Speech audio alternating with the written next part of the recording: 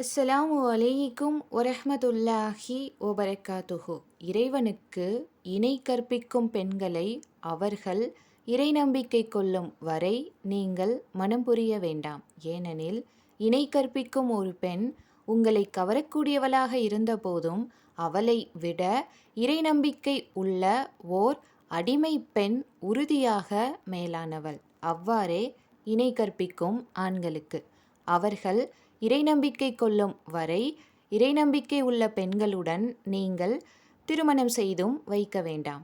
ஏனெனில் இணை கற்பிக்கும் ஓர் ஆண் உங்களை கவரக்கூடியவனாக இருந்த போதும் அவனை விட இறை நம்பிக்கை உள்ள ஓர் அடிமை மேலானவன். இறை மறுப்பாளர்களான இவர்கள் உங்களை நரக நெருப்பின் பக்கம் அழைக்கிறார்கள். ஆனால் இறைவனோ தனது அருளால் சுவனத்தின் பக்கமும் மன்னிப்பின் பக்கமும் அழைக்கிறான்.